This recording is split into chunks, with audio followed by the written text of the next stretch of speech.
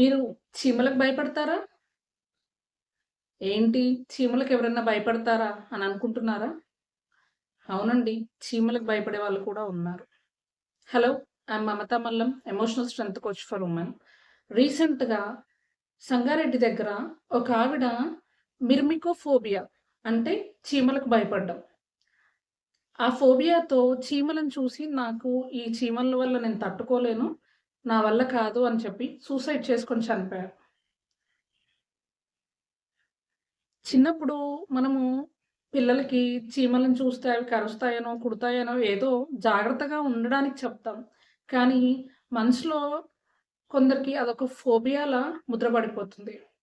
ఆ ఫోబియా పెరిగి పెద్దయ్యాక అలాగే కంటిన్యూ అవుతుంటే చీమలను చూసినప్పుడల్లా ఒక రకమైన స్ట్రెస్, యాంగ్జైటీతో బాధపడుతూ ఉంటారు.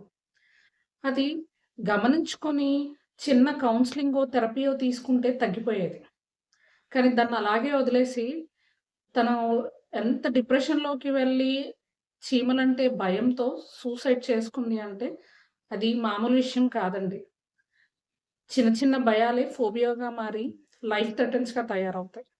సో, ఇలాంటి చిన్న విషయాలను కూడా గమనించుకొని ట్రీట్మెంట్ లేదా గైడెన్స్ సపోర్ట్ తీసుకుంటే మామూలుగా హ్యాపీగా జీవించవచ్చు.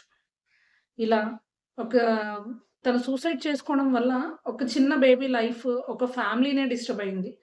ఇది చిన్న ఫోబియానే. కానీ లైఫ్ థ్రెటన్‌గా మారింది.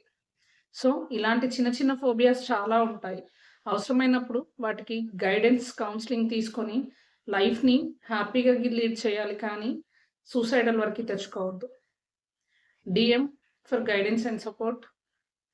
Like, share, subscribe and follow for more updates. Thank you.